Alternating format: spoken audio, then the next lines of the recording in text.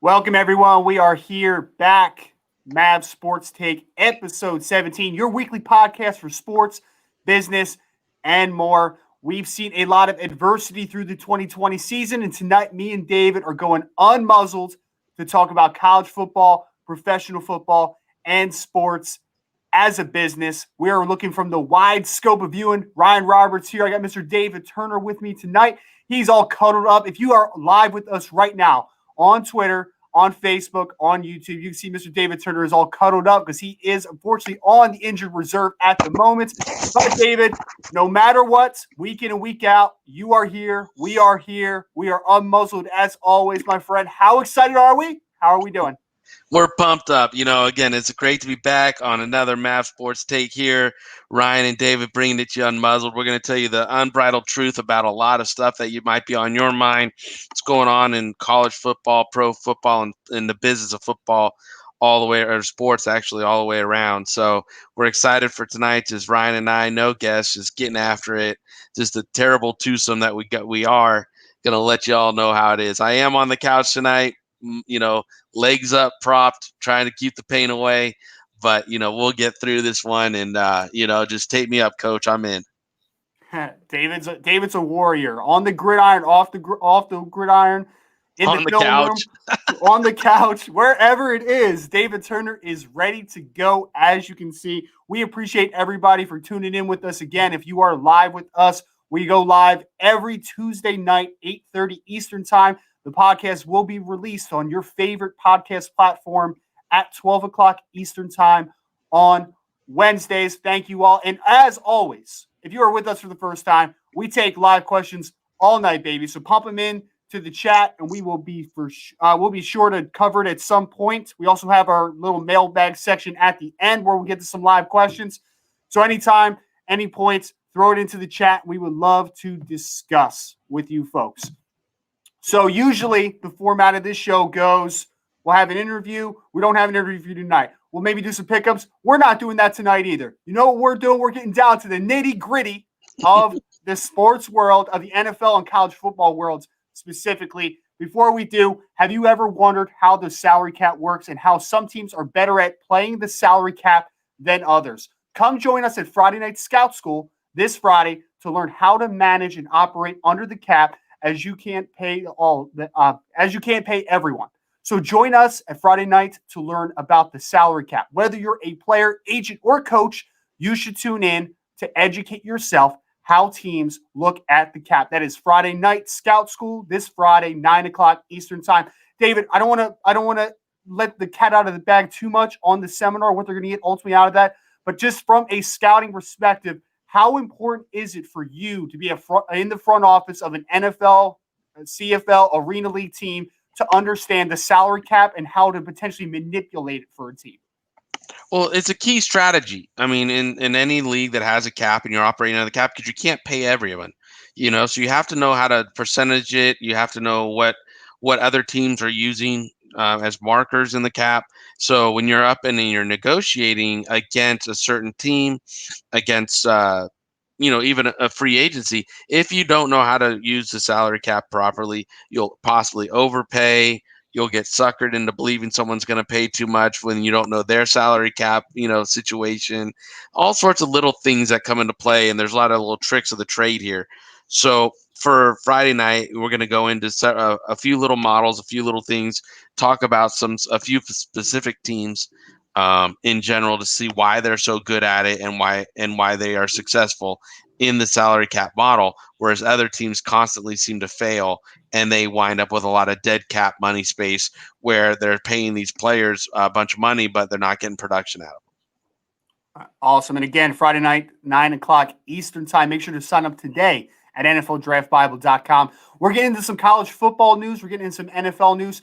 It's almost like a recap show to a degree because we're talking about the hot issues in college football that have plagued the season, the NFL season. There's a lot of issues that people have been working through during the COVID pandemic and everything that is brought with it, difficulties. We want to talk about a few of those things. And we're going to put our fortune teller hats on, I guess. We're going to get our crystal balls out. We're going to try to predict maybe a little bit of the future here. What is the next step for a lot of these inconsistencies and difficulties. So first and foremost, we're going to college football. We're going to talk about the cancellation of games that we've seen week in and week out, and conferences are restructuring now. I just talked about today on Locked On Irish that due to some to some scheduling conflicts, 2 weeks from now, Notre Dame was scheduled to have a makeup game against Wake Forest.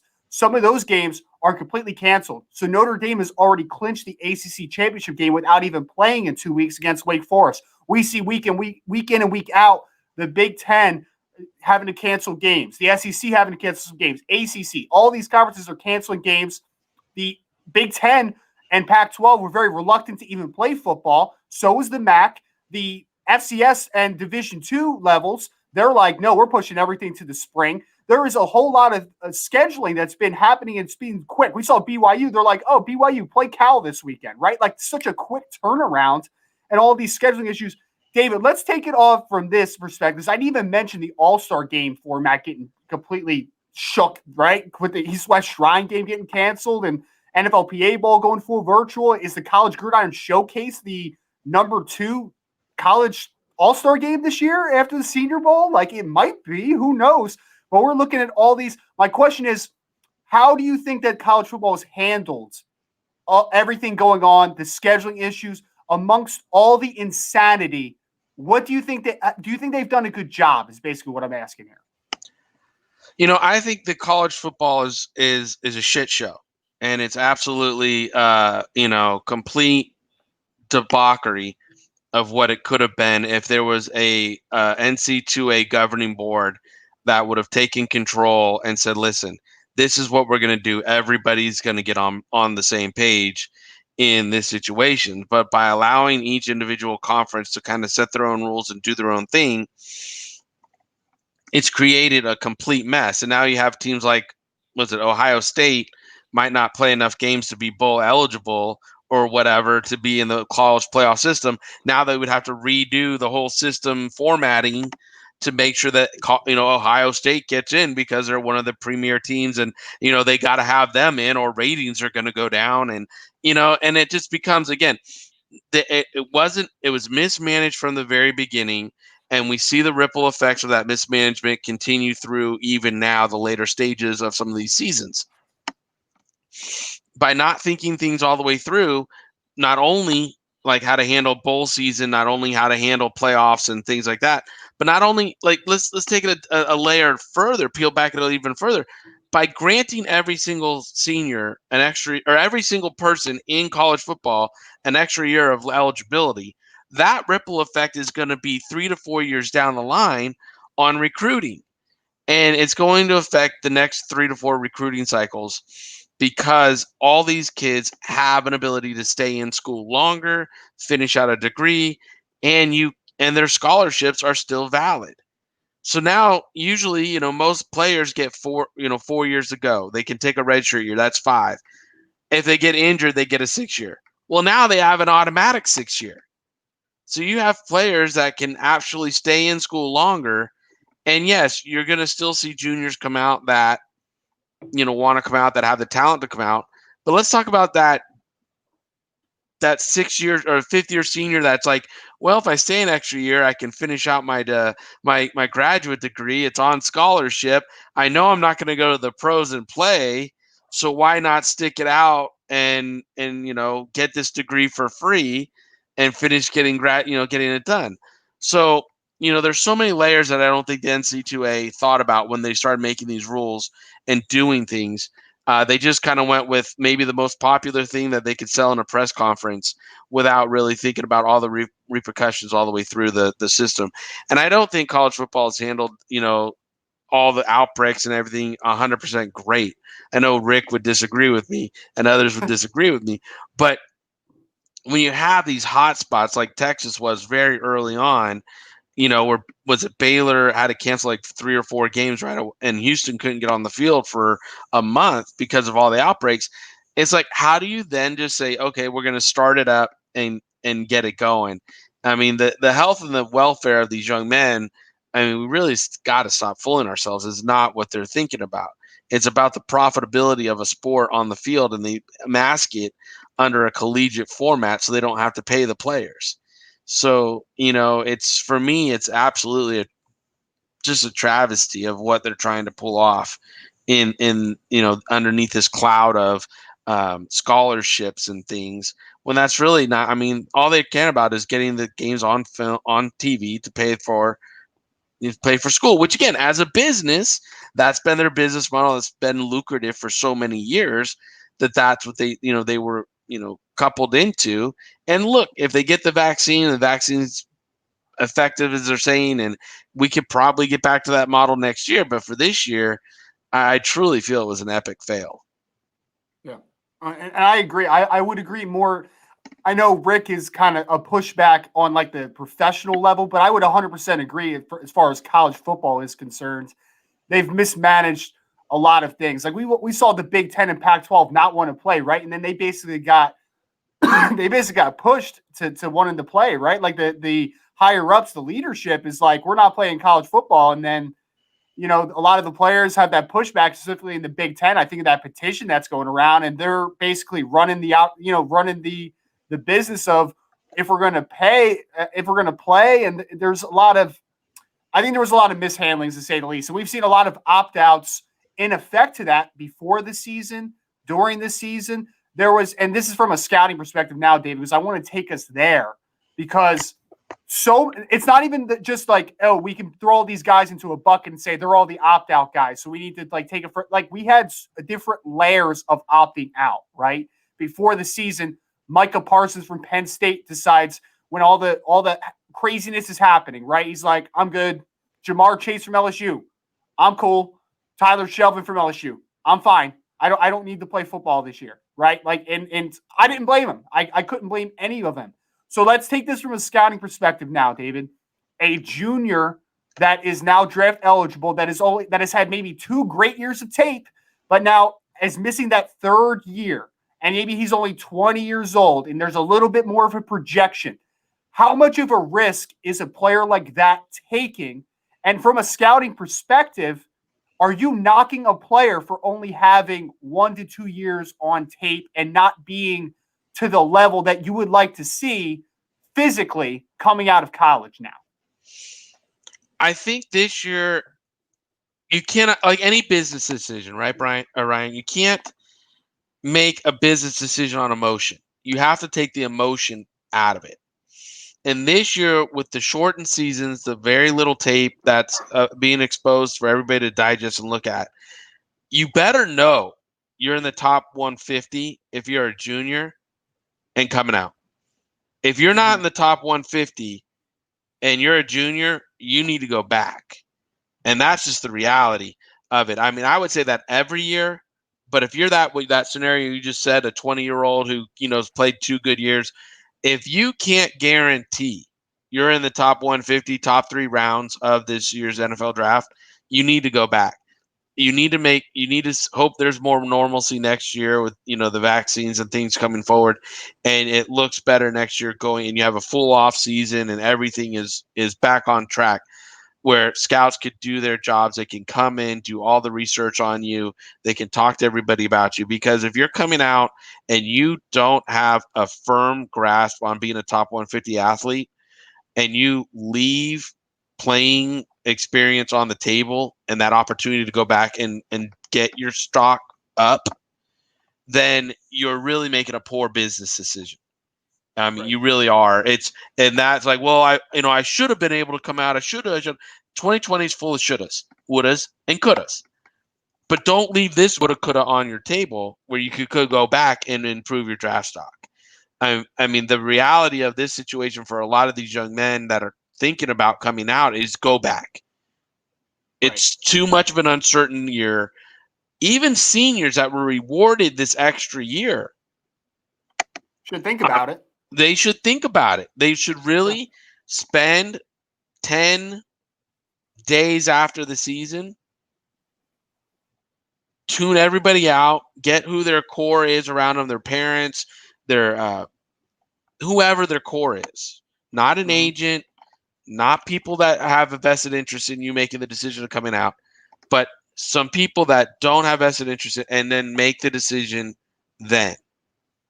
because if you don't take advantage of this extra year and what's the opportunity in front of you to get better at your craft, get stronger, and have some normalcy of what a season could look like next year for you, then you're really hurting your draft stock. Your draft stock, you got to understand these scouts have not been on campus, right? They have not gotten all the information they normally would get. So there are going to be some holes in these reports. They're going to do their best jobs to do everything. They're going to do, they're professionals, but it's not like normal. And if you can't say I'm a top 50 guy, why come out? You're not being forced to. Yeah. You're healthy, go back. And David, to that point, right? So I'm talking specifically from a scouting perspective. How scary is it for a person that's been in those scouting rooms to pound a table for a kid that is maybe a little more projection than you might be used to, right? Because obviously there's always projection to the evaluation, but I feel like this year more than ever, some scouts are going to have to bet a whole lot more on that projection and that belief in the coaching staff around you. I feel like it's a little nerve-wracking to have to pound the table for something that isn't as tangible as maybe it is usually. The pounding is going to be very soft this year. And it's not, you're not going to see guys stand on the table. I absolutely got to have this guy. Everything they say about him at school is wonderful. Everything they do, it's just all they do is rave about this kid. Like those poundings are going to be softer this year. There's no doubt about it. They just haven't had the person-to-person conversations, looking in a coach's eyes as he's talked about a kid, been around the program to see him practice, been around the program to see and talk to the weight coach and talk to the, everybody that they usually do on a school visit. So those poundings are going to be a lot softer than they would be in the years past. And therefore, that's why as a kid making a business decision, you have to think about that. They haven't been able to do all the research, so they're bringing a product to the market that isn't well tested in their eyes. So they can't go and say, this is got my stamp of approval on it, I'm going to go on the table for them. If you have the talent and you can go back, I firmly believe in taking advantage of this extra year, no matter what year you are. If you're a guy who they have some criticism and they say, no, you're a projection 7th round pick, there should be no way you come out, because even next year you're going to be a projection 7th round pick. And no matter what, that's going to be on the table. That's going to be on the table for you. It's going to be on the table. So you're not worsening your chances of not getting drafted next year, but you could be heightening it. Now, if they go, you're a projection 4th round pick, should you come out? You got to do the math. And what I say by do the math is do the math this way. How many players at your position do like Todd McShay and these talking heads have above you? Mm-hmm. If they have, say, 12 players above you at any of your positions, you have to seriously think about coming out, because you really want to be in the top 10. If you can't make it to the top 10, then why not go back? There's only 256 or 257 draft picks, guys. So what I'm saying is, if you're not in that top 150 and you're the bottom end of that lower 100, why would you go back? Why wouldn't you take an opportunity of going back and improving your draft stock to crack it? Because here's the thing, you're not getting any worse, so you're still going to be in the bottom 100 next year. If you don't get any better, you're going to be in the bottom one. You're not going to get worse. So you're going to be in the bottom 100. You can only do what's better for you and get better. And that's just being a scout talking to you kids right now, right here, parents and everybody. Listen up. If you're the bottom 100, you can only do better by yourself by going back. Mm-hmm. And that's some free advice from a person that's been in those shoes, that's been in the background, that's been in the front office for 18 years professionally. So I would advise any player or parent, like David said, decision maker in a young man's life that's during that process, to take that. And if you want a further evaluation, go to Maverick Sports Consulting and get that scouting report done, right? See what an former NFL scout thinks of your game. submit your paperwork to the NFL advisory board after the season. Get the right people around you. I have people that I have players all the time, David, that message me and they just say, what do you think of me? Right? And I'll tell them what I think if I've seen them. And I'll be honest with them. But I'll also say, but you also have to consider, hey, this year's class, it might be this at your position group, right? Kind of like what you were just saying. You want to be in that top 10. Like, hey, this year's linebacker group is phenomenal. So if you're not to that level this year, take the advantage. Even if I like your game, that doesn't necessarily mean that, one, the NFL talking heads that David's talking about, those are the ones that really matter in that conversation. But two, I can't project you against the class because I can tell you this class is great. I think you're very good. I might even have this round grade on you potentially, but that is a raw grade. That's not saying you're going to be drafted in the third round because I have a third round grade on you. What's the quality of this linebacker group? Some guys might get pushed back. It's just the reality of the situation. So I feel like there's a lot of things to understand and consider, and that's going to take me in to the next group because I said that there were layers to these opt-outs, right? So the next opt-outs I want to talk about, Harris Ford from Pittsburgh, Samuel Cosby from Texas as a couple examples, guys that have chosen to opt it out during the season. I think this is the smartest group. I think this is absolutely the smartest group. They got their film. They got their 2021 NFL draft, 2020 college season game tape, University of Texas, Pittsburgh. They weren't having the season they want. They're like, I have my 6 or 7 games or whatever it is now. I'm done. I did what I had promised. I'm sure they probably had a conversation with their coaches before the season if they were going to even opt out before the year. But they got their games. And for me, David, and I want to hear your opinion on this, that's the smartest group in this opt-out situation for me. And that's where me and you are different on it because, and again, it's not a bad difference. It's just, again, everybody listening, take this as what you get in a draft room. You get 2 different opinions on the same thing, okay? Either one of us could be right. It's just how we're going to be in the draft room debating it, okay? Ryan sees it as a smart decision. I think it's a quitter's mentality because you have the team. Oh, don't do that. That's so old-fashioned, David. Don't do that. Again, that's like the old man on the couch with a broken foot. Twitterverse. That's what you sound like right Twitterverse. It's a quitter's mentality because you went into the season knowing you were going to have to face adversity, knowing that this was going to be in its way. You knew that this was coming, and then you told the team, you can count on me, and that I'm going to be here. I'm going to show up, coach. I'm going to be there for you. And then once you got what you needed, you quit, and you went home. Now, it's not the same as not playing in a bowl game because for me, in a bowl game, you've done everything through the course of your career, and you're protecting your advantage in your investment for yourself in the bowl game. Is there going to be bowl games this year, though? Is there going to be bowl games? Hold on. But I'm saying, I'm saying mentality wise, I see those like when Christian McCaffrey sat out. I didn't mark him down for it because I'm like, you know what, you're protecting your investment at this point. Do what you got to do for you. You've given the university, all you got for the years you were there. But in this situation where you're quitting mid-season, you knew this season was going to be adversity. You knew this season wasn't going to be good. I mean, there was nothing preseason that said this was going to be an awesome year for anybody involved. And you still decided to show up and say, Coach, you can count on me. Now you quit halfway through the season because it's not going your way. That's just honestly, that's not a mature mentality for me. And as an evaluator, as a decision maker that I've been, if I had a kid that played all year and I had a kid that quit halfway through the year and they were neck and neck in grades, the kid that played the whole year out would be my guy.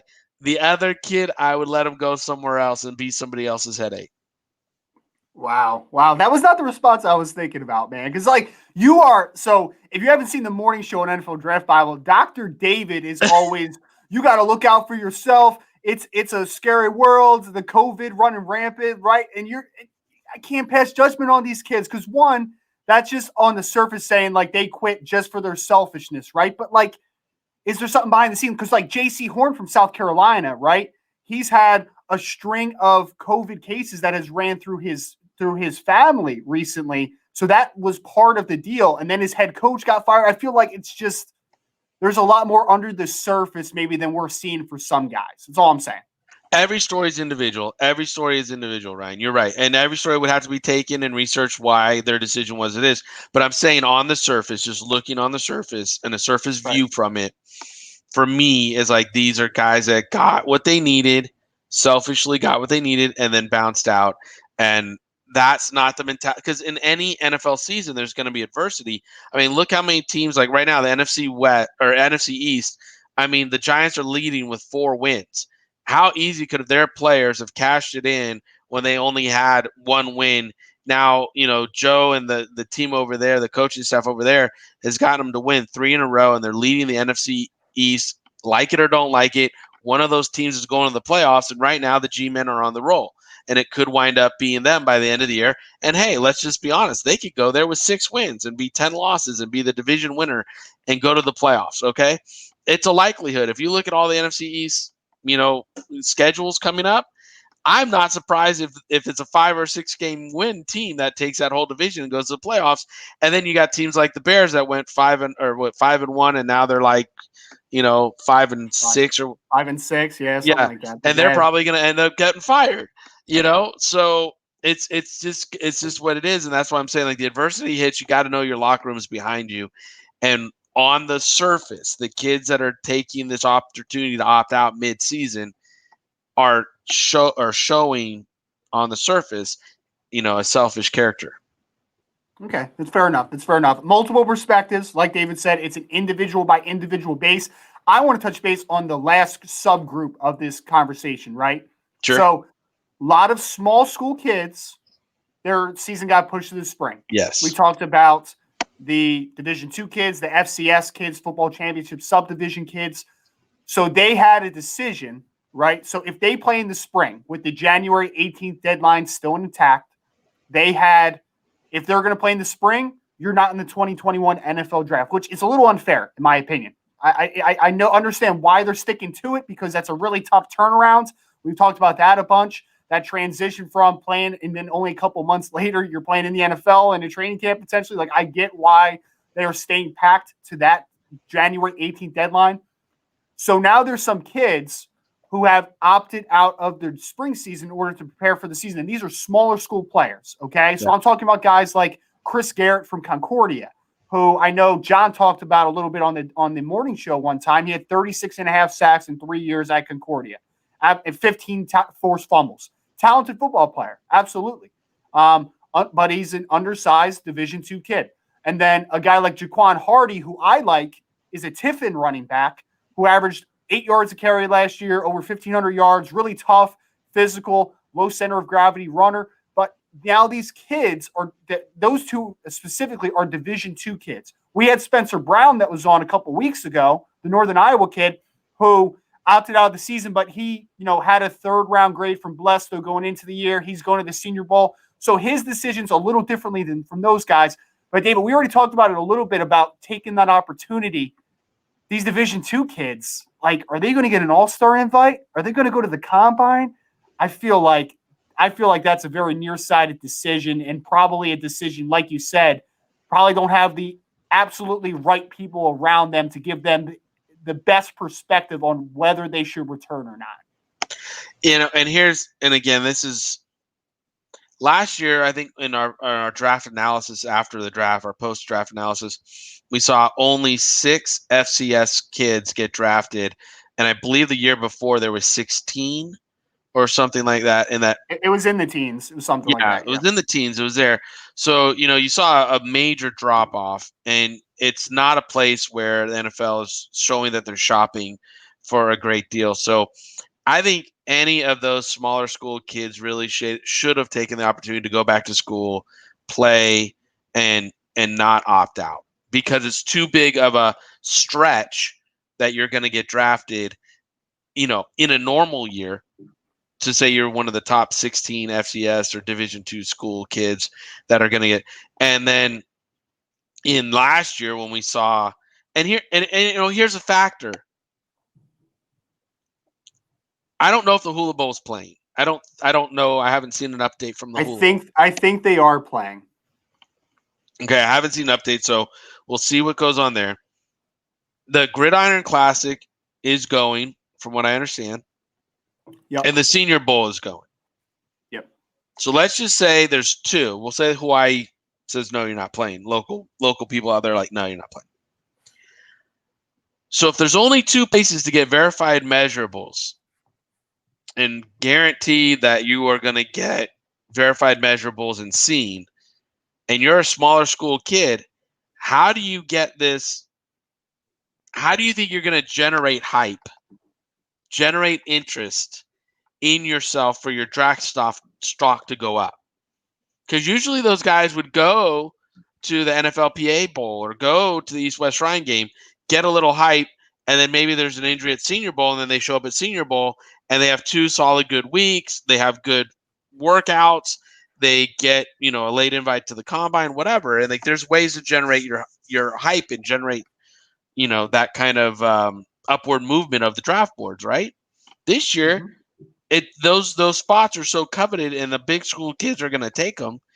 And it's like, how are you going to motivate and move your draft stock up? I don't see it. I don't see the avenue to do it.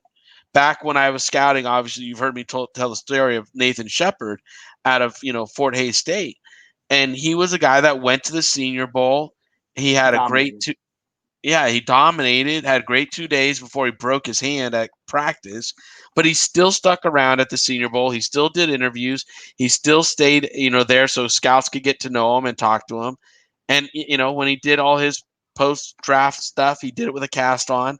And, he did what he could do, and he moved his draft stock up the board. I just don't see those opportunities right now. And I would say to all these kids, play your spring, play next fall, rack up the stats, give these scouts every opportunity to do their homework on you, and just go 2022 draft class. Yeah. Yeah. I think that's wise too. I think we're definitely on the same wavelength there. Because all due respect to some of those kids, right? They're a little bit of a long shot because they might not have the measurables. They have the old adage, the level of competition concerns. Like it's going to be there. So enjoy it, man. Because I wish I was still playing football. Like enjoy playing football as long as you can. The best way to optimize you playing football as long as you can. If you only get a cup of coffee in the NFL, hey, at least you have that final year that was your year, because everybody remembers their last year. Everybody remembers their last football game, Like I can remember every single play from the last football game I played in. And I tried to play as long as I could, And you graduate, you got your degree, you might even have a master's degree in something, or at least started on your master's degree. Because, hey, Joe Montana and Jerry Rice got cut. Okay? There's a last game for everybody, and your post-college or your post-playing career is going to start somewhere. And the more you prepare for it while you're in college, the better you're set up for success once you get done, whatever it is. So when it's your last Pro Bowl appearance or your last college game, having your education and all the pieces of paper you can collect while you're there. And if they're paying for it because you're on scholarship, good God, do it. Be a smart business decision person right now and recognize setting yourself up for success isn't just for success in the NFL. It's setting yourself up for success after you're done playing and making sure you can maximize your opportunities when you're done playing. And having all these degrees and things set up right now where they will pay for it is a smart business decision for you in the long run. Absolutely, absolutely. So we have a couple other topics we want to talk briefly on for college football. We wanted to spend a whole lot of time with the opt-out situation because we're coming from a scouting perspective a little bit there. So we definitely wanted to take a lot of time there. Couple teams that have really been struggling this year, dealing with a lot of opt-outs, a lot of unfortunate situations. We're talking about Penn State, who just got their first victory, now 1-5. They beat Michigan. Anytime you beat Michigan, you're good in my book. So I'm a fan of Penn State right now. But Ryan has a bumper sticker that says, "My favorite team is Notre Dame and anybody playing Michigan." Hey, where's the patch? There it is. There's the ND. If you're live with us right now, you see the ND, baby. I wear it loud and proud on this show. Locked on Irish every day. Come tune into your favorite podcast provider. It's a great show, promise. It's a wonderful show. But yes, Penn State. I'm not biased. I'm just the host, but it was a wonderful show. It was a slight plug there. It was a very easy plug too. Plug it all Okay, you want. it's a great show. It's a great show. Me and Joe DeLeon, we do a great job. If I do say so myself, Joe does a great job. I'm along for the ride. So, Locked On Irish, talking about, you can understand my disdain. I don't know the word. Disdain. You have disdain for Michigan. Yes, I have disdain for the University of Michigan. So they lost to Penn State. Penn State got up on the victory. Before the year, Penn State suffered the opt-out of Micah Parsons. We already touched on a little bit. Who's fantastic. Who is fantastic. The best defensive player in the draft, in my opinion. This guy could be Pat Willis, Ray Lewis. I mean, this kid's fantastic. He could do anything, man. He came in as a 5-star defensive end recruit. So that tells you the type of athlete and the roles that he could potentially play. People keep wanting to label him, David. Is he a 3-4 outside linebacker? Is he a middle linebacker? Is he a dude, he is a dynamic second-level defender. If you want to slap a label on him, fine. He's a Sam backer that can play some under fronts. Like that, put him on ball at times. I don't care, dude. But now I know is I can do so many things with a Micah Parsons. Sorry, little tangent there. So they lost Micah Parsons before the season, and then Journey Brown, of course, unfortunately, they found the heart condition that he had while testing for everything going on. So unfortunately, he had to retire from football. So your second best offensive player, Pat Fryermuth, might have something to say about that, but probably your most dynamic offensive player, Journey Brown, not in the season. And then your absolute best football player on both sides of the ball and the face of your defense, Micah Parsons, before the season. So obviously Penn State's a little behind the 8 ball. And they came out and they look terrible. They've had some injuries at running back outside of Journey Brown. It has not been a good day for Penn State, except for Michigan. So, hey, there's that. LSU is the other one. We expected this one. At least I expected this one, right? They lost 20 of 22 starters or something like that. Like, I understand it's LSU. They recruit. They're going to be fine eventually. But, like, that's a whole lot of turnover in one season, man. Like, that is insane. I've never heard of that before. Like, 20. Yeah. I knew as soon as Odell Beckham started dabbing them up with, hundreds after the national championship game, there was something that was going to happen there anyway. Some opt-outs had to happen there. Some early declarations had to happen. So early declarations. Early declaration. Yes. Yeah. They just took the money early and they were out of here. It's all good. So those are the two teams that are really struggling. LSU, man, bad. They look bad. They have a couple nice players like they always will. Jacoby Stevens, safety / linebacker, a little bit of a hybrid player. They got the Terrace Marshall Jr., who actually just opted out as well. The wide receiver had a big-time season for LSU. But a couple of teams that have really been suffering huge losses. And I think that they're just a couple examples here of how COVID has affected some people in the short term. I'm sure they'll be fine in the long term. But just a couple of quick examples there for you of the aftermath of what has been the pandemic and cancellation of football games, opt-outs. Like, it's just been an entire mess. One thing that I want to touch on, bowl games, right? What's the best tradition in football, in college football? The bowl game season, baby. Like, I remember that commercial that used to play, right? It had like the Christmas music in the background and highlighting the bowl season. Like, that was the best time of the year. David, are there going to be bowl games this year? Do you have an answer to that?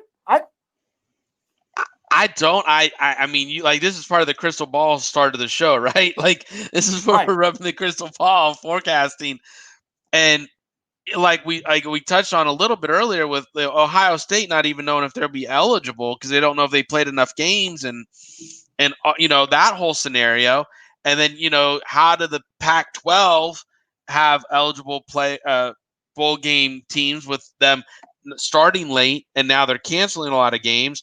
And as you said, they're trying to schedule games on the fly, week in and week out, just to maybe meet these criterias that would make them bowl eligible and stuff.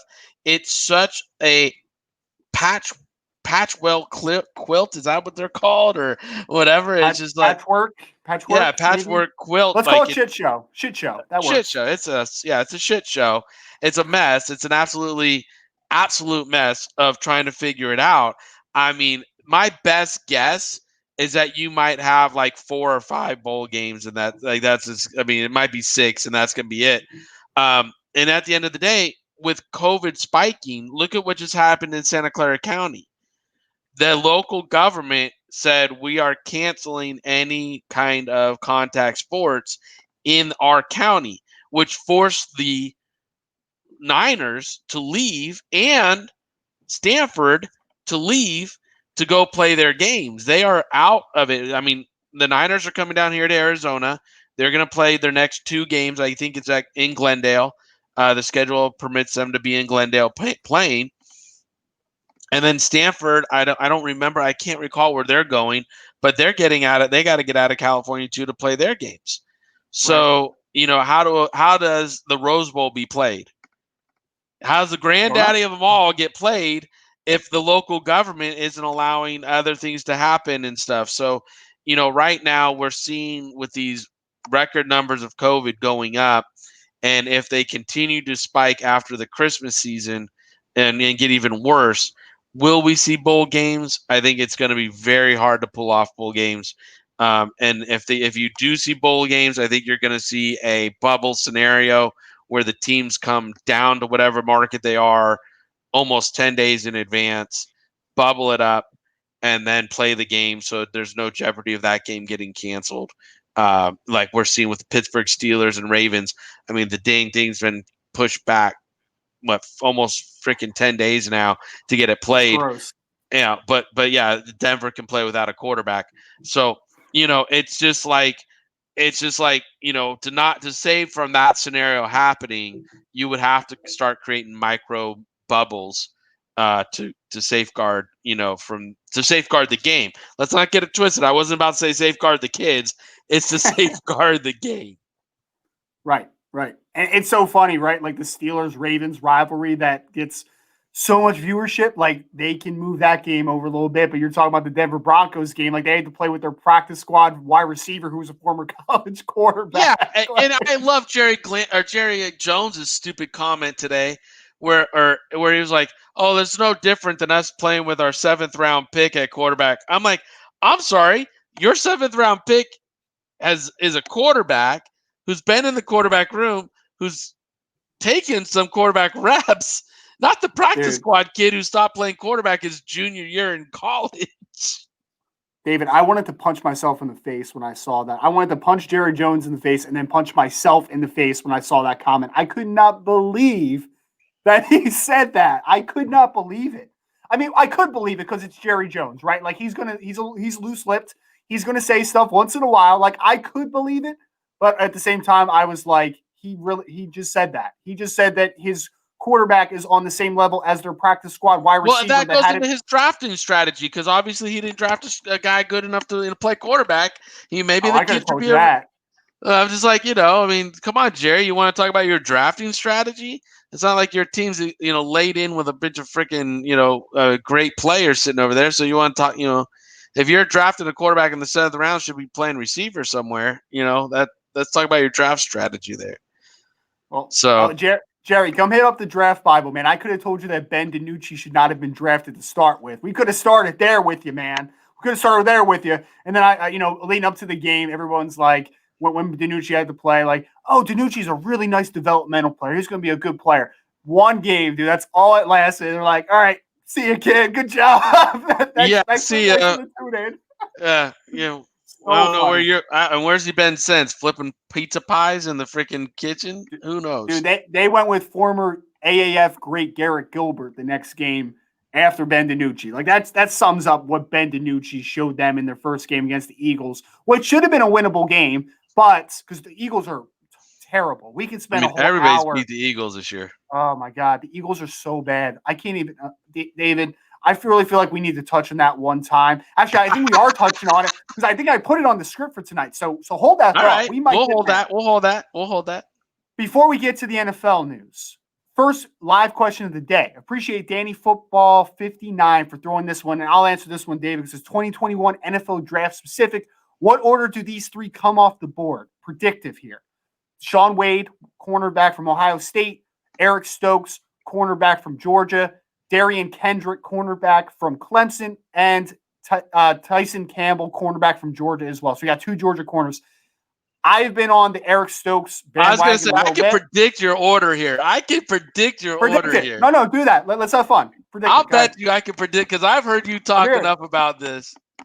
I'm going to say you're going to go Stokes first, Wade second, Campbell, and then Kendrick. You're close. You're close. I was going to say you're very close. Eric Stokes, number one. I'm still going to go with Shaun Wade. I know Shaun Wade's had some struggles with Ohio State this year, but he's still talented, man. Like I could see him getting it turned around. He's an athletic piece that can play at multiple spots on the defense on the back end. I still like Shaun Wade to a degree. Darian Kendrick would actually be my third because I Oh, am not a really? Tyson Campbell guy. Yeah, Darian Kendricks, he's got some skills, man. Clemson kid. Clemson, I feel like, has a guy every year now. Just turning them out. They're doing a really good So, job at that position, recruiting and developing that position. They're doing a good job. yeah, we saw Mullen come out a couple years ago. We saw AJ Terrell in the first round last year. I think Kendrick's got a little something to him. I think he's more of an early day two type of player, but I still like him. I definitely do still like him. So throw him out there. I'm not there with Tyson Campbell, even though he's got flashes. He looks the part, man. He's long. He's athletic. Don't think he I love has his great ball length. I skills. love his length. I love his Yeah, length. that dude's a legit 6'1.5", dude. Like he's got long arms. Like he's got length for days. Just not there yet. He's a guy that coming back a year, I think is going to do a lot for him. Be a fourth-year player and really take that next step. I think that he can do it. So that would be my order for that one. Danny, appreciate you throwing in the chat. Anybody else that's listening? We have a few guys still in the chat. Please throw in questions. We'll take them as we go. We have some live questions that we want to get to at the end as well. Before we do, quick promo read for you. As a player, are you ready for the interview process that is heading your way? Can you anticipate what kind of questions the decision makers are going to ask you? At Maverick Sports Consulting, we are here to help you prepare you for your upcoming job interview and make sure you're ready to take full advantage of these opportunities in front of you. You don't want to go into the process without coaching, as there are critical interviews to land on opportunities we've been dreaming of your entire life. Visit mavericksportsconsulting.com to sign up for your coaching sessions with Mr. David Turner and the Maverick Sports Crew. And again, on that one, really quick, guys, seriously, this year's interview process, you don't want to make a misstep. You don't want to have miscommunication in your story. Telling your story in a very firm and strong and concise way in communicating to these decision makers will really be the difference this year when going into negotiation or going into the draft process and everything. We're here is to help you guys at Maverick Sports Consulting. So between getting your film graded to have an unbiased opinion on where you will fall inside the draft, on draft boards, it's all for your benefit to know and make a smart business decision. And then once you've made the decision to enter into the draft, handle these business opportunities and these interviews the right way. Know how to follow up with them. Know how to communicate with them. Know how to use the proper language and stuff with them. These are the keys that will help you rise up the draft board in comparison to your other competition that isn't doing these steps. Absolutely, absolutely. Make sure to take advantage of that at mavericksportsconsulting.com. Danny throws it up there. Appreciate it. Keep grinding, y'all. You too, Danny. Appreciate you, brother. Thank you for the comment. If you want to throw anything else in more at the during the show, please throw in any questions. We are here to please. We're going to move over to professional football now before we take on some questions from our mailbag section. We had another general manager. That's not a word. General manager out of a job this week, David. We saw Mr. Dave Caldwell now out of the Jacksonville Jaguars general manager position. Trent Baalke is taking over for him for the remainder of the season on an interim basis. Question here, though. Doug Marrone, he survived? How does Doug Marrone survive this, David? Can you explain this to me? This guy's got. I mean, he must have pictures on the freaking owner somewhere. Doing something really. I mean, I don't know how. I mean, Doug. If you look at the stats, Doug's got. I mean, I think even over Patricia, he had worse stats on win losses in his coaching career. So this is a guy. I don't know how he keeps surviving at all. I have no idea why he didn't get let go, unless they felt there was nobody on the staff they could turn this team over to that was qualified to run the team, which also tells you about his staff. If he doesn't have anybody on the team to turn it over to. It's just unbelievable. I can't believe that Doug Marrone has a job today. And I still can't believe Adam Gase has a job. I mean, that's like the biggest dumbfounding We're that getting these there. two, We're getting there. I know, but these two having jobs today are like so mind blowing to me. You want to talk about punching me in the face? Like, how do these two men coaching, professional football have jobs? And think about it as a competitive strategy too. If you're the owner of these teams, how do you not make the move to now start the hunt early when obviously the Falcons, the Houston Texans, the Detroit Lions are already on to, hey, we got job openings, send your resume portion of this, right? Hey, we got job openings, send your resumes in, start collecting the candidates and everything. Let Marone go, let Gase go, let's go Jets, let's go Jags, let's get on the proper way of going forth into the offseason because you guys are going to be in the top 5 draft picks, if not in the top 2. Yep. And we're going to get to Gase in a second. I think one thing that's going to be talked about, though, a little bit, and this is from a coaching perspective and a general manager perspective, David, so we can take it from either lens. Doug Marrone's going to be out at some point for Jacksonville this year. I would be very shocked if he was not. My question is, how attractive is the Jacksonville Jaguars job? Because right now they're sitting with the second overall selection. Justin Fields could be on the horizon, the Ohio State quarterback. They have a ton of cap room. For you, is Jacksonville a desirable job as a team builder and as a potential head coaching candidate? I think it was Rick this morning and the boys talking about this on the morning show. And I disagreed with them because I think Jacksonville is a very attractive landing spot for several reasons. First off, if you get the right, and again, it depends on hires, but if you get the right head coach and you get the right general manager in there, Jacksonville is a very nice city to live in. I mean, it's got some great environments like to raise kids in. It's good. It's good. It's in Florida, so there's no state income tax. I mean, Sure. there's some stuff that's very desirable. They have draft capital and they have cap room, and for Rick this morning, he was saying they're gonna have to overpay to get somebody to go there, and I'm like, not really. If you get a good coach in there, and you have a good general manager in there, you're not gonna have to overpay to get people to go there because people will want to be part of the turnaround, want to be part of the up and coming team. They have some young players there. It's not a bare cupboard. It's not a deep cupboard, but they have some players there to go be part of a nice young up and coming team. Like there's some pieces there. So I think if you get the right general manager in there, he'll be attractive to the right coaching candidates, which then will be attractive to the right players to want to go there. It's all how you build the puzzle. And by setting the cornerstones correctly, if you're the owner, that's the key to all of it.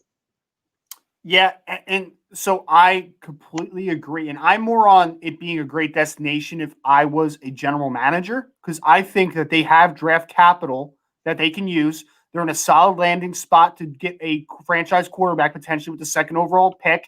They have some cap room to throw around. Like, even if you have to overpay a couple guys to come, like, you still have that. You have that availability to do that if you so choose. Head coaching, I think it's not a great roster. I think they have some pieces defensively. Josh Allen, Caleb on Chase on young guys. They have to see what they have with Miles Jack, CJ Henderson. Like, there's some guys there, but there's a lot of holes. Offensively, until you have a quarterback there, that's the ultimate hole, right? They have a nice running back in James Robinson. The right tackle, Jawan Taylor, was a guy that I liked a lot coming out of Florida a couple years ago. Like, there's some pieces, but I think whoever that head coach is, he better be sure that he has some stability there where he has time to turn it around, because I don't think this is a quick fix in Jacksonville. I think it's a very interesting one. Yeah. I think it's very interesting Yes. as a general manager. Like, I could get a vision there, right? Like, it's buying a new house and you could see it, right? Like, you could see it in your vision, but it's not going to happen overnight. Like, there's a lot of things that need to happen for it to get to that vision. But I think that there is a vision that can happen with Jacksonville. So as a team builder, I would be really excited about it personally. Oh, I agree with you 100% because there's like, again, when you're when you're a guy like me and you, Ryan, but for me, being 45 years old and been doing this 18 years, I've always said I wanted to go to a team that was a winning team to learn how to do it. But ultimately, I want to take over a bad team. Like I want to take over a bad team and and see what you make can do them with better. it. Yeah, And and see what make you can them do. better. And the best part of taking over this bad team is they got cap space and draft capital when you're walking in the door. There is no franchise quarterback that you got to work around and worry about cutting or, you can go in there and you got carte blanche. You can cut anybody. Nobody is tied to that team. The owner doesn't have his heart set on keeping a certain player or not. You go in, you can bring the wrecking ball, knock out all the walls you want, take it down to the studs and rebuild it and really put your stick on the team and also know if you can do it and put your creativity to the test and your skill set to the test. So for me, I mean, I see it as a very attractive, and there's no income tax in Florida. So, you know, but you have to, again, part of being a general manager is being able to manage the expectations of people, being able to manage the conversations, right? So if you're interviewing with the owner, you have to be very honest with them and be like, listen, 2 years from now, we're going to be better. 3 years from now, we're going to be way better. But it's that fourth year is what I'm going to anticipate us being fantastic. You Sure. know, because it's going to take this draft cycle is going to be a little interesting with COVID and everything. So we're going to do our best. We're going to make it happen. We're going to make the changes. No excuses. We're going to find players. But it's really the second draft cycle, second year of free agency. You're going to see the real impact going into that third year, and then ultimately in that fourth season when we've had a chance to everybody mature around this coaching staff, mature around, what we're trying to put together and get this culture turned around. That's when you'll see the end of the day. You'll see it. And as long as the owner is patient enough, which he should be, because he was super patient with Caldwell, he's been so patient with Marone. I mean, you would think this owner has the patience to handle that kind of conversation and know that this is what it is, and this is how he's going to handle it, and what's going to go. Oh, absolutely. Absolutely. I think that the ownership there has definitely shown that they are patient, which I think is another good sign for them moving forward there. So I think Jacksonville is a really nice destination potentially. I want to make a claim here, David. You ready for this? Hmm. I'm gonna throw a random one out here a little bit. So I'm right outside of Philly, as you know. Okay. Everybody in their mother right now is blaming Carson Wentz for the Eagles' debacle, which is the season. And I will say this, David. You know, I was a Carson Wentz supporter for a large portion of his career. He wasn't like my quarterback one the year he came out or anything, but I thought that he had a lot of tools to work with. Carson Wentz is a problem. Okay. He is absolutely a problem. But I'm going to say this, and I hope that all the Eagles fans will listen to me. Howie Roseman is just a big a problem as Carson Wentz, probably more. And I know he's a friend of NFL Draft Bible, so I'm not trying to slander him too much here. But he got lucky one season going into the 2017 season. He made stellar moves one off season. Since then, it has been awful. It has been bad. He is holding on to that Super Bowl victory in 2017, overpaying what are now bad football players. What are bad football players? Jason Peters comes to mind immediately. Alshon Jeffrey comes to mind immediately. They are bad. He deserves his day of reckoning here. Okay, I'm not calling for his job, but there needs to be some heat on Howie Roseman right now. And Doug Peterson is also a guy that is not completely free of this. Week to week basis, I see some bad decision making, going for too early, chasing points at the end. I can't stand that. That's one of my biggest pet peeves in football right now. One of my absolute biggest pet peeves: chasing points early, going for two on your first drive. Often, you miss the 2 point conversion early on. If you're one of those coaches, it comes back to haunt you in the end, especially in an NFL that has such high parity that teams like the best teams in the league are obviously better than the worst teams in the league, but like it's not the parity that we once saw where like these dynasties were every left and right. The parity is much higher than it has ever been in the NFL. So I cannot stand coaches that chase points. Every week I see some terrible decision making. He seems lost right now. All I'm saying here, David, and I know you're going to disagree with me, is Howie Roseman and Doug Peterson are just as big a problem in Philadelphia right now as is Carson Wentz. I'm not going to disagree with you as hard as you think I am, but when I was giving you the pump the brakes signs was on Jason Peters has been a good player for Philadelphia for a long, long time. Like that Not in the last guy, 2 or 3 years. He's done, man. He is okay, done. listen, young buck. Yeah, he's been holding on for a long time. But also think about this. If you're getting paid that kind of money, you would hold on to and play longer and longer as long as somebody was Oh, paying I you don't that kind blame of money. him. I don't blame Yeah. those players for staying around. I blame the decision makers. That's what Oh, I'm I saying. agree. I know. Listen, I am not a big fan of the construction of how they've constructed that team. And I don't believe that the whole roster is inlaid with a ton of talent around it. The backup situation is obviously affected by the salary cap of the frontliners. That's why we're doing the salary cap class on Friday to show people how that affects everybody Perfect around it. timing. It's Yeah, perfect timing. it's just like to show you guys. Listen, when you're paying your frontliners this much, there's going to be a drop off to your backliners, your second tier guys, and it's going to be a talent thing. It's just the way it is because you can't pay them enough to get them to where you want them to be, as high as you want them to be. So therefore, it's just going to be affected. So we're going to go through that Friday night. Come join us. Just buy the class for the night if you want, or the season pass is up to you. But I think it would be fun for anybody who's interested in learning these kind of moves and what affects them to come learn that night. That being said, the Eagles, Carson, I've never been a Carson Wentz fan. You can go back to when he I came know. out. I I was not know. a Carson Wentz fan, so I'm not, it's just not who I am. Is he the sole reason they suck? No, not at all. That offensive line last night was not giving them any time whatsoever. Doug Marrone doesn't look like he knows which way is up. His play calling was sporadic. It was in and out. So, the defensive coordinator dialed up a great game plan for them last night. They held the Eagles, or I'm sorry, they held the Seahawks, to 23 points or whatever it was. Yeah. And they could have probably held them to, more under Moore. They had a really good game, but I mean, their offense was going 3 and out and they were on the field a ton. So, fourth and goal stands there, right? So I mean, Bennett came up big on those 2 plays. It was just, yeah, good defense. I'm going to give the defense its credit there, but the offense just looked just so awful there. And again, no, Howie shouldn't duck any of the blame. I mean, he obviously should take the head with steam, but I don't see Howie going anywhere. I don't see, Doug going anywhere. I think they're going to be there, especially with all these. And here's the key: when you're doing the math, you already got 3 teams looking for, or 3 or 4 teams looking for general managers, 3 teams looking for head coaches, and we're talking about Jets and Jacksonville joining those ranks, maybe for head coaches.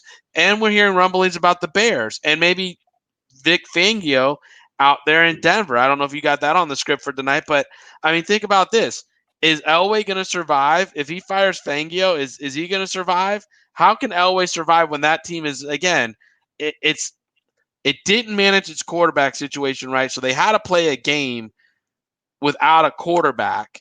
And that's partially on the general manager, too, for not having a strategy to protect the organization and make sure they had a quarterback in a separate room. So no matter what, they could make it happen, and making sure the quarterbacks all were wearing masks in these meetings. So this didn't happen. I mean, as a general manager, this is why I'm a big proponent of the general manager topping the org chart for organizations. You got to protect the organization. You can't just think about game to game. You got to think about longevity of it. And to me, that was just a debacle by head coach and general manager not protecting the organization to make sure there was a healthy quarterback to take a rep and throw a pass in a game. You played an NFL game without a quarterback. This isn't high school. Like, Yeah. what are we doing? So, I mean, and I know you're John Elway. I know you got a gold jacket, and I know all those things. But let's be honest, without Peyton Manning, John Elway has not done crap diddly shit at the team. Crap diddly shit. Yeah, he hasn't done a damn thing there. And I they just love haven't that. won. I just liked how you phrased it. It was funny. Yeah, crap diddly shit. It rolls right off the tongue, doesn't it? So, and therefore you're just like, okay, this is awful. And yet we're going to keep him in control and keep him making the play calls and, picking the next head coach. And what head coach number is this for him? I can't even keep up. You know what I mean? Well, So, no, and that's what I was going to say was Fangio now is the guy that everyone's talking about. Like, oh, maybe he might be out in Denver, and I agree that it's a little ridiculous, right? Like, have we given him the real opportunity here? And again, he's not had a quarterback. he doesn't have a quarterback. He He hasn't still had a doesn't have a quarterback. quarterback. He still doesn't have a quarterback to Yep. develop or to play with. And then his offensive line is Swiss cheese. He's got a couple pieces on defense, but again, he's not coaching with a full array of people that he's going through this year. Von Miller got hurt week 1? And he was out, so it's not even like his defense has got all the teeth that it would have. But yet we're not gonna talk about Elway's job. We're gonna talk about the coach. And it's I mean, I could argue, and this is a direct reflection on Elway. I could argue that if all their quarterbacks had played during this past game, they still don't have a quarterback. So it's bad. And you're right. He obviously, hey, he signed Peyton Manning. Wow. Very revolutionary to sign a future Hall of Fame quarterback. Like, that's awesome. That was a great signing, obviously, and it brought him a Super Bowl. But what has Elway really done as a general manager to get this long of a leash? I understand. And this is the biggest point, right? David is like, he's a legend there, right? Like, he is Mr. Bronco. Are they going to actually get rid of Mr. Bronco? Like this is how I feel about the Jim Harbaugh thing in Michigan. He's a Michigan man, right? They probably resign, air quotes, right before they are let go. You know what I'm saying? Right, and that's a conversation again ownership has with them. Like, listen, let's do this the classy way. Now, I was with the team 2003 at the New York Giants. The ownership had a conversation with Jim Fossil and said, hey, Jim, we're going to let you go at the end of the year. Do you want to walk out the door now or, coach it out? And Jim said, no, I want to coach it out. 4 games to go. I want to coach it out. And they said, okay, we're going to make the announcement, though, that we're letting you go at the end of the year and that you're going to decide to coach it out. They put a nice press release together. The organization, Jim, everybody knew he was coaching out his last 4 games. To me, that's a classy way of doing this, where both people are very mature individuals. They come to the table. They have an honest conversation.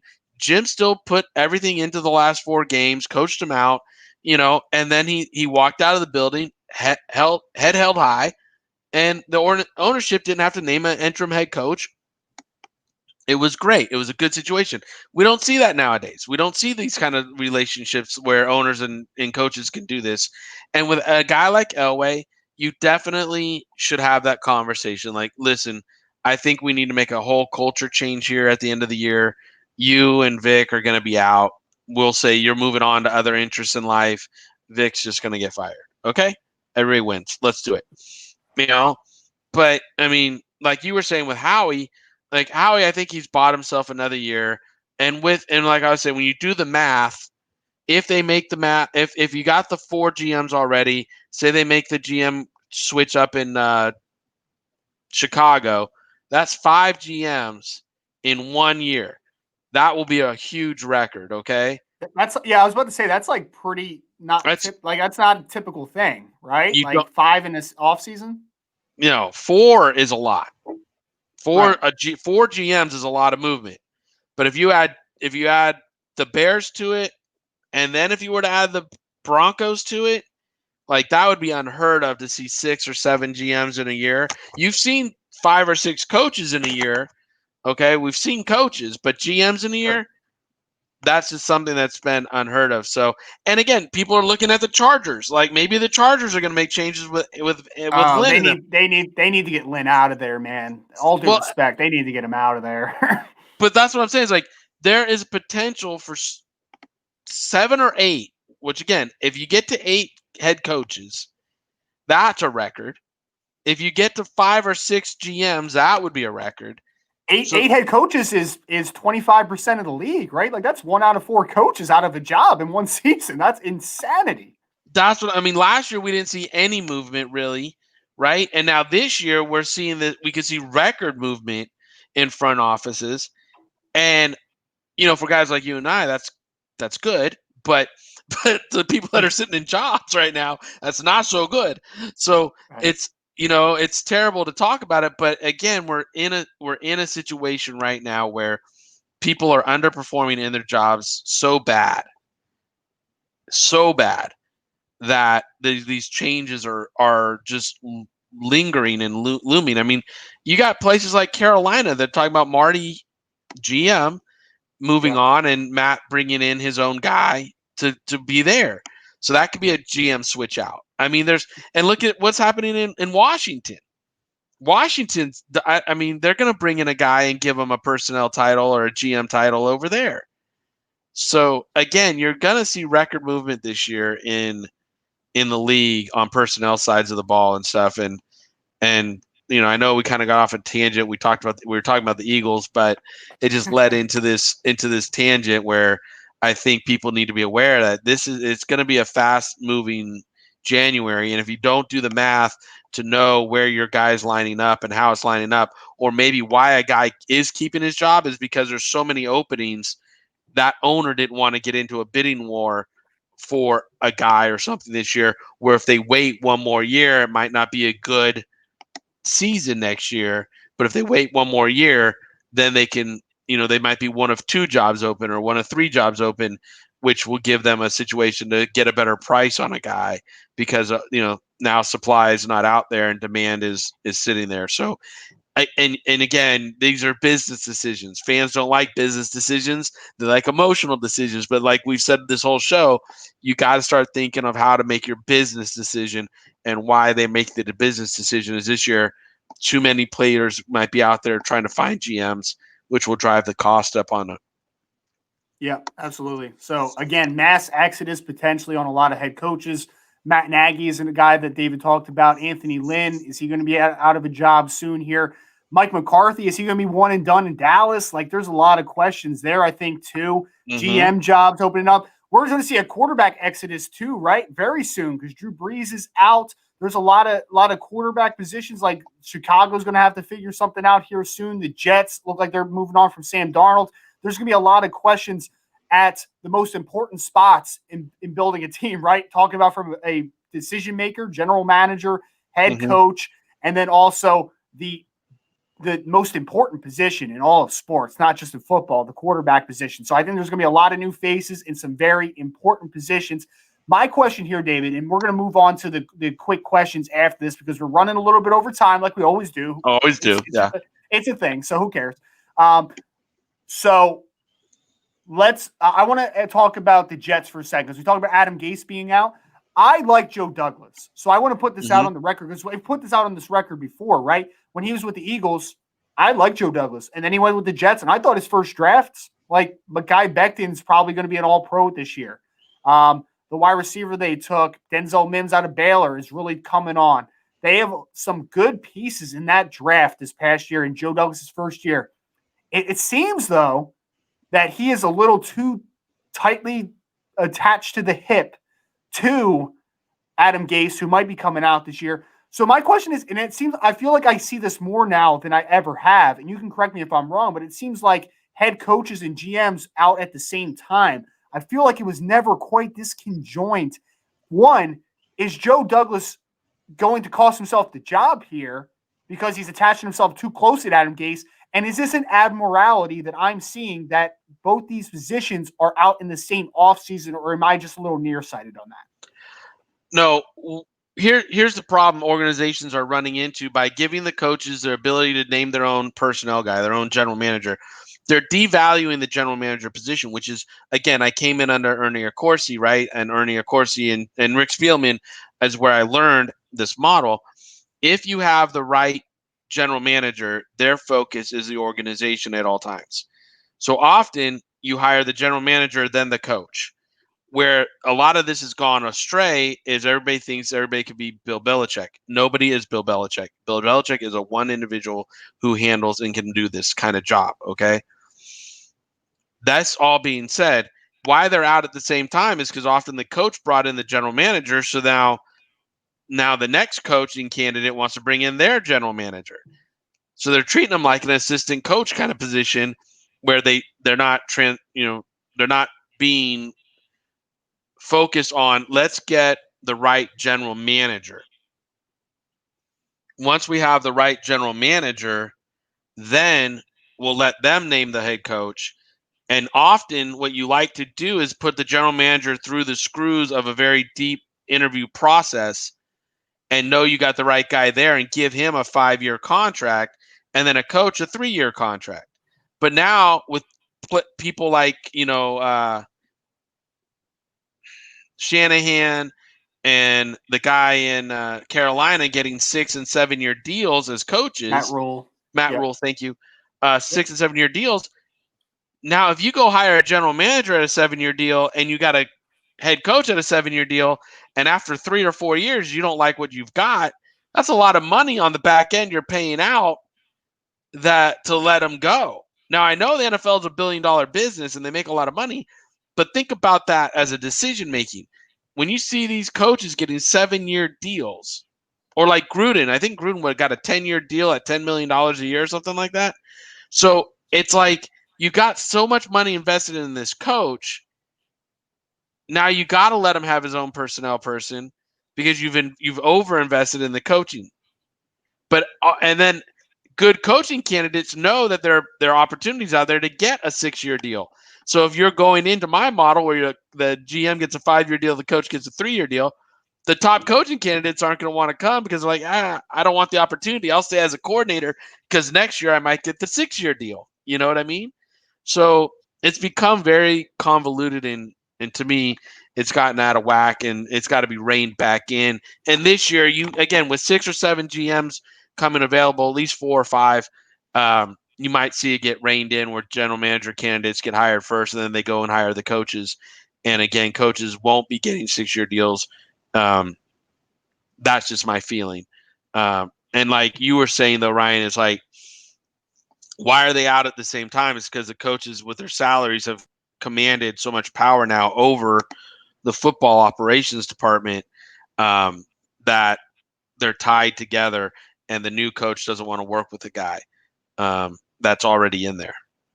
Yeah, absolutely. Absolutely. There's a lot of layers to that conversation as well, which is why we're now an hour and 17 minutes into the conversation tonight. We appreciate everybody that's still with us tonight. We want to go through a few of our mailbag questions real quick. Want to try to finish this up maybe in like 5 minutes. See what happens, We'll whatever. see what happens. Yeah.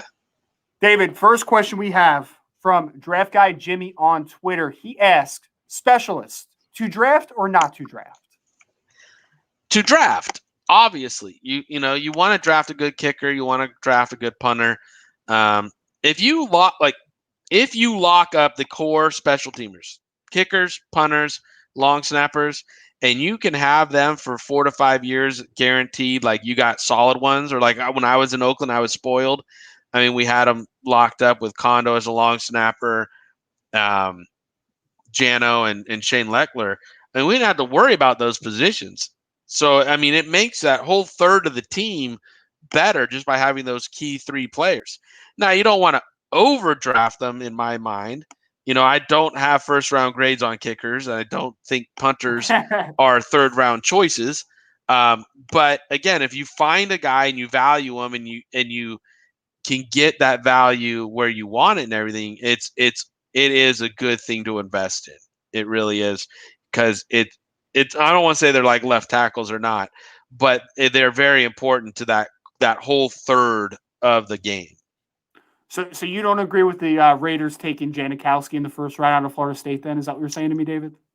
That was a hard one for me to value. That was a hard one. But again, he was a good one. So, he definitely he earned his money and everything. So, but again, I would have probably, I mean, a guy like Jano, you could possibly take him in the late part of the second round and say the value was there. But taking him in the late part of the first round, I just don't know. Probably the strongest leg I've ever seen, to be fair. So Oh yeah, yeah. I'll give him some credit there. And Raiders just love taking first round specialists. Ray Guy was a first round pick He also was, back yeah. in the day. So it's just the Raiders thing, I guess. Whatever. Fine. That's cool. Here's a good question. We actually had a couple of people that asked about the Sam Darnold situation. This was going to the Pay Dirt Profile podcast. Thank you so much for submitting the question. I'm only going to take a little part of it just because we're running out of time here. Sam Darnold. Let's talk about, because it seems like he's out in New York because, hey, it looks like Trevor Lawrence era is about to begin in New York for the Jets. Sam Darnold, what's the best situation for him to fall into? What's the best team outlook if he could choose a franchise to play for that could most maximize his ability? For me, I think the Colts, man. I love that fit. Him with Frank Reich, I love it. I think that makes so much sense.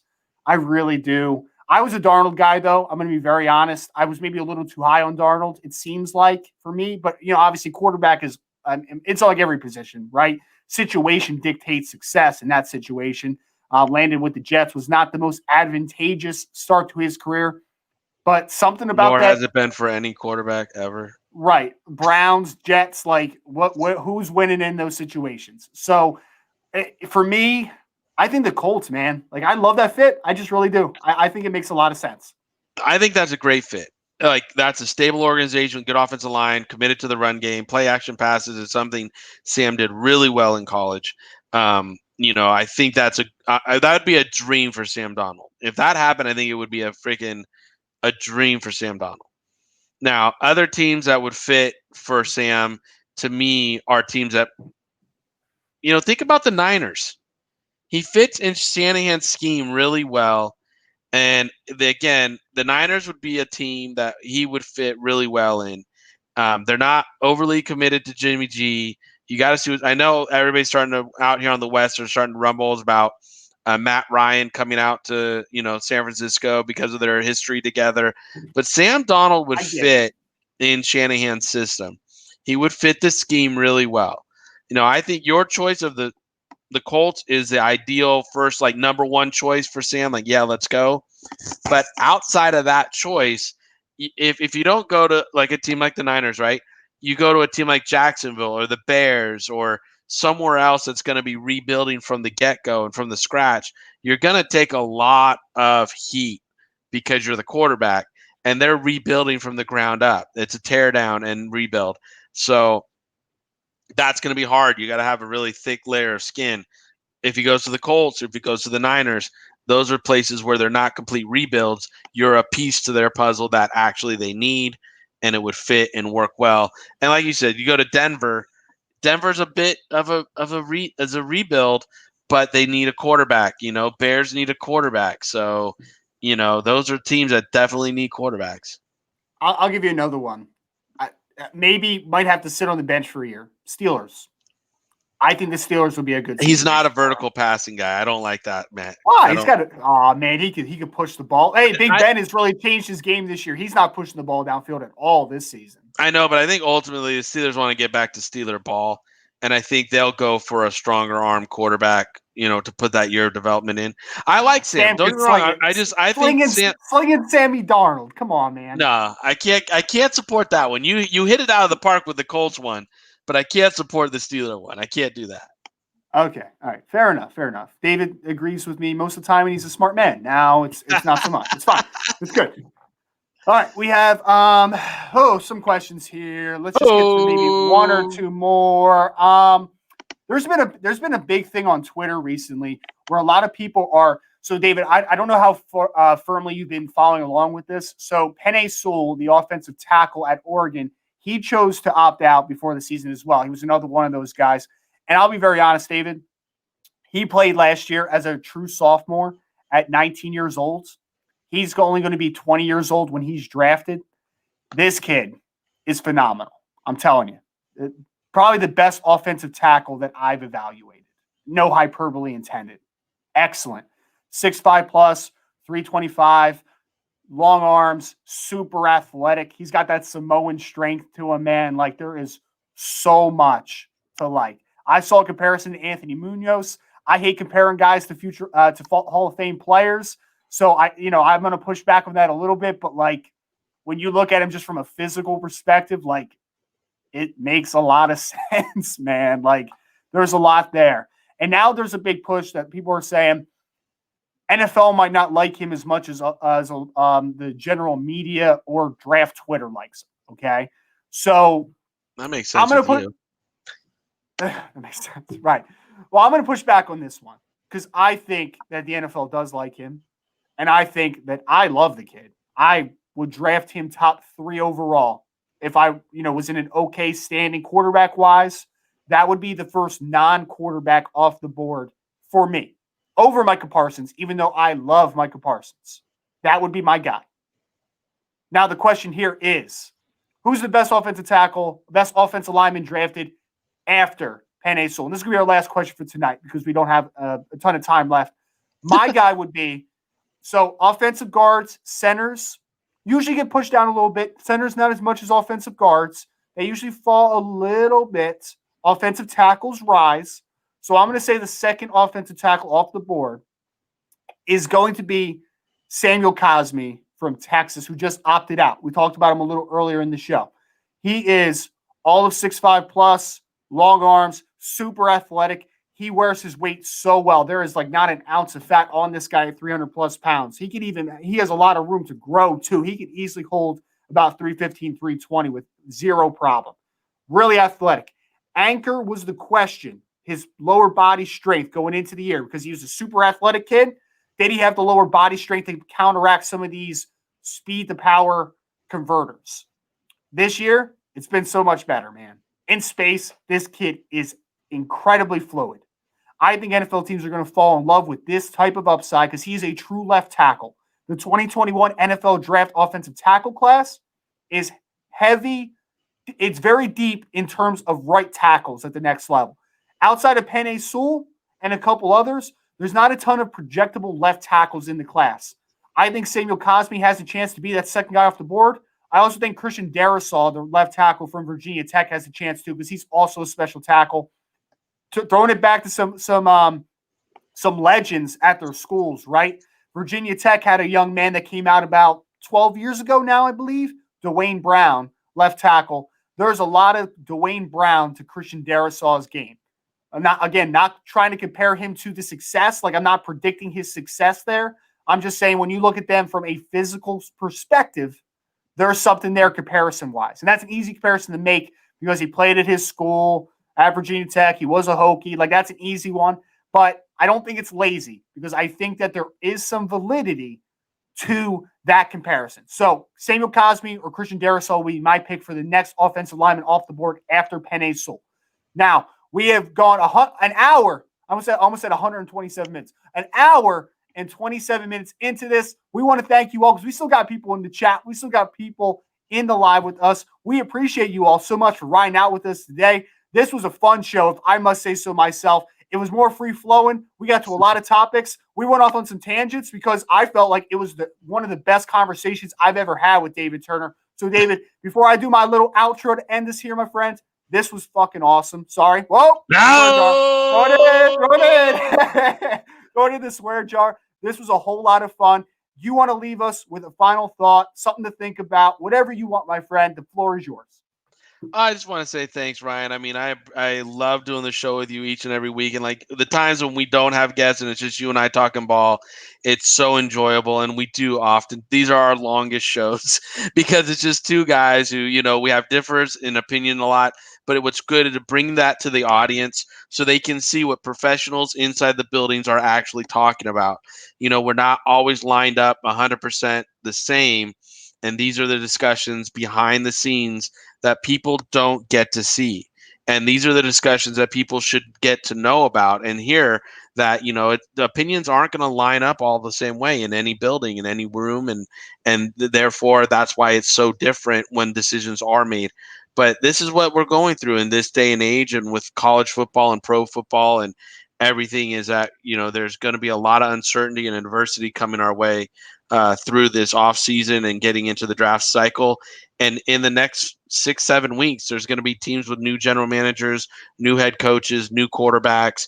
It's going to be a very turbulent off season that we're about to experience in college sports and in pro sports. I think there's going to be teams like Michigan, like Penn State, changing over coaches, and making switches. So strap it on, put your chin strap on tight, because it's about to get very turbulent here in both pro and college sports. Well, we should be thankful because we're going to have plenty to talk about in the coming weeks, to say the least. A couple coming months. Can't wait. A lot of good stuff all along the horizon. If you're talking for Maverick Sports Consulting, obviously David has a lot of great things happening over there with the company. Friday Night Scout School, Maverick Sports Take. We have so much great content and great talking points to discuss with you all. Also, NFL Draft Bible, where I'm the director of scouting. We have a big announcement that's coming out hopefully in the next couple of days.